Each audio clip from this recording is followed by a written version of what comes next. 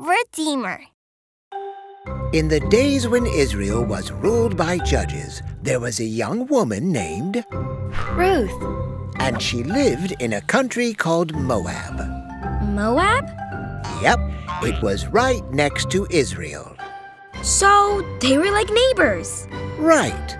Now, Ruth was married to a man named Mahlon, who had a brother named Kilian, who married a woman named Orpah. Mahlon and Kilian were the sons of Naomi and Elimelech.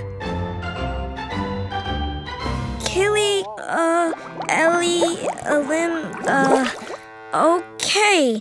Those names are really hard to say. They are. People had very interesting names back then. But those names aren't the hardest part of this story. Oh no! Is the story sad? It starts out that way. Oh. Before they were married, Mahlon and Kilian were living in Moab with their mom and dad because there was a famine in Israel. Do you know what that is? Oh yeah, a famine is when there isn't enough food. Right. And that's where the story gets sad. What happened? After they moved to Moab, Elimelech died. That's so sad. Yes, it is. But then something even sadder happened. What was it? A little while after they married Ruth and Orpah, Mahlon and Kilian died too. Oh no! So Naomi, Orpah, and Ruth were left all alone? Right. What did they do? Naomi was very sad, and she decided, I have no sons, and I'm too old to work, so I better go back to Israel, where I'm from. But you, Orpah and Ruth, stay here in Moab, where you have family and friends. So Naomi said a teary goodbye to Orpah and Ruth and started her journey. But soon after, she realized that Ruth was following her. What are you doing? I'm going to Israel with you. With me? Why? You're my mother-in-law, and I love you. I want to make sure you're going to be okay. But what about your family? I will love your family like my own, and I will love your God. That is so amazing! Ruth was willing to give up everything for Naomi. That's right. God really loves it when we show love like that. Oh, thank you, Ruth. So off they went. Together. Yes, and when they were in Israel, they met a man named Boaz. Boaz had a nice house and a lot of land and plenty of food. And I love God. yes, Boaz loved God. Boaz heard how Ruth had left her family and country to take care of Naomi. So Boaz decided he should help them. That is so nice. How did he help? Well, first Boaz let Ruth pick food from his fields for free, so that she and Naomi would have plenty to eat. Wow! Not only that, Boaz offered to make Ruth his wife, so she could have a home and family again. Double wow! And that's not all that Boaz did for them. What? What else did he do? He redeemed the land that used to belong to Naomi and her husband. Redeemed? What does that mean? Redeem means to buy back, to pay the price so something or someone can be free. So, Boaz bought back the land that used to belong to Naomi. And gave it to her as a present. I love this! The story of Ruth and Naomi reminds us about God's rescue plan. Just like Boaz had to pay a price to redeem Naomi's land, many years later, someone would be born in Ruth's family who would pay the price to redeem the whole world from sin. Wait a minute. Do you mean Jesus? That's right, Jesus, our Redeemer.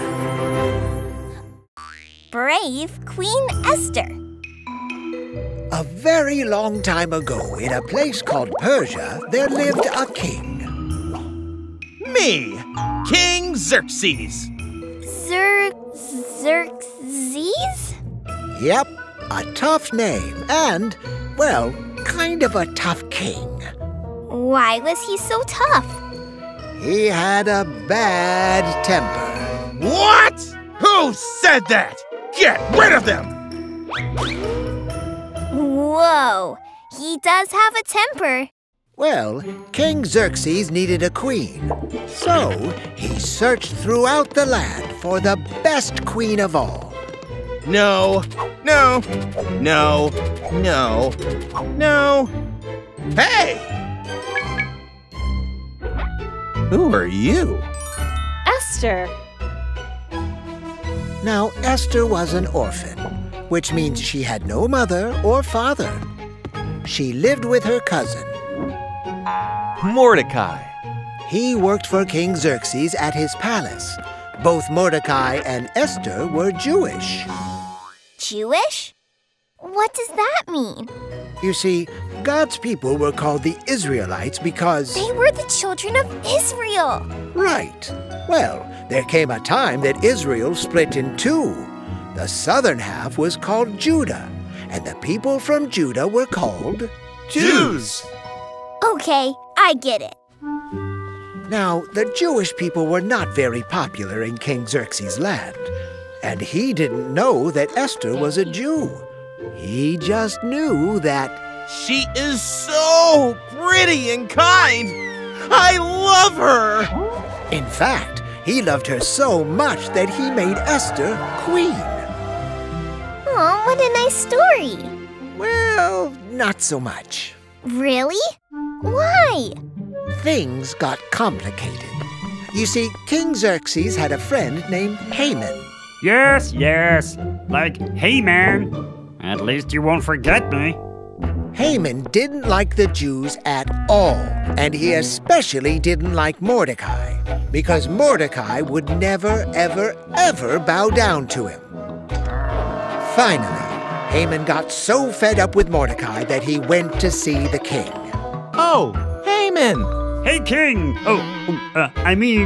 Your Highness. I have something important to tell you. Haman lied to the king and said that the Jews were troublemakers, and the land would be better off without them. Oh no! I hope the king didn't listen to him. He did. The king signed a law that said all the Jewish people would be killed.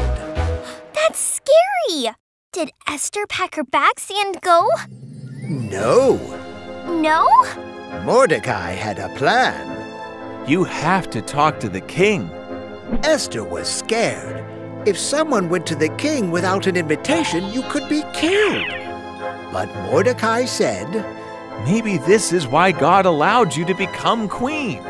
Esther, you can save your people. So what did she do? Esther gathered her courage and prepared a feast. A feast? Why? She invited the king and Haman, and just as they were starting to enjoy the meal, she told on Haman. She said, King Xerxes, someone is going to kill my whole family and me. The king was surprised. What? Who would want to kill my queen? That man. Haman? He plans to kill all the Jewish people. And I am a Jew. Like I said, King Xerxes had a temper, and he said, Haman! Whatever you were going to do to the Jews will be done to you. No, please, I'm sorry. That was the last time anyone had to worry about Haman. Wow, God really used Esther's bravery in a big way. Yes, he did. God used the bravery of Esther, an orphan girl who became queen, to save the children of Israel.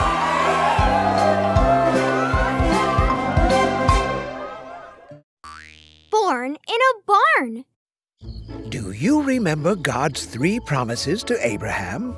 Actually, I do. His family would become a great nation. they would have their very own land, the Promised Land. And through that nation, a blessing would come for the whole world. Right. Well, after 1,500 years, 2 of those promises had come true. Amazing! And what about the third promise? You mean the promise of the blessing for the whole world? The one that promised the Messiah? The Anointed One? That's the one. Had that one come true too? No. Oh. Many years had passed since the time Isaiah had spoken about that promise, and the Israelites, well, you can imagine what they were saying.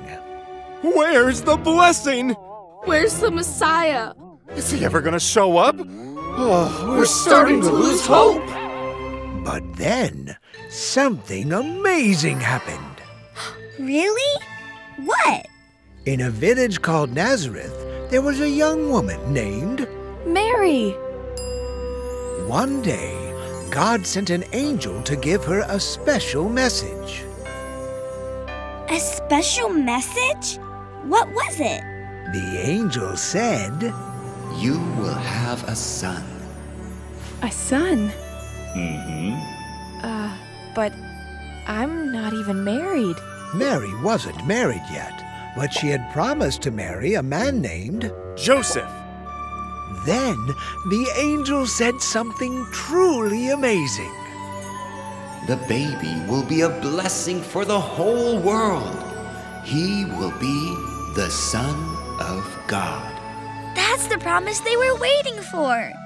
Yes, Mary would give birth to the Son of God, the blessing for the whole world. That's so amazing. And if you were shocked to hear about this, you can imagine what Mary must have felt like. Why, you would think she would have passed out and fallen on the floor right then. But Mary was brave. She trusted God. And she said, I am the servant of the Lord. May this happen just as you have said. Wow, Mary really trusted God. Yes, she did. Then the angel said, The baby's name will be Jesus. Was this the Messiah the people had been waiting for? You got it. I knew it. So then what happened?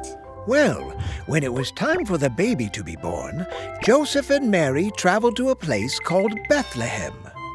Was that a long ways away? It was, and they got there by a donkey. That must have been hard. I think so. And on top of that, when they got to Bethlehem, they suddenly needed a place for Mary to have the baby. Oh, did they look for a hospital? They didn't have hospitals back then. What about a palace? I mean, the Son of God should be born in the best place, right? Well, Or the best hotel? all the inns were full. So, what did they do? Since all the inns were full, Mary had her baby in A barn. a barn. The blessing that Israel had been awaiting for almost 2,000 years was born in a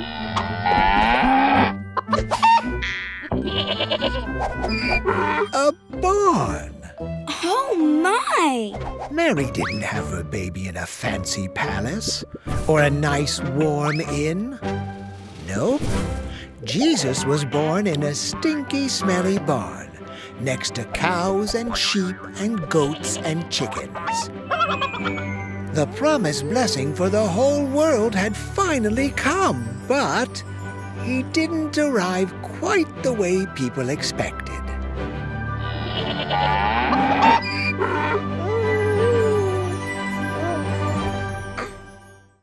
Did you love that video? Hit subscribe or ask your parents to download the Minno Kids app.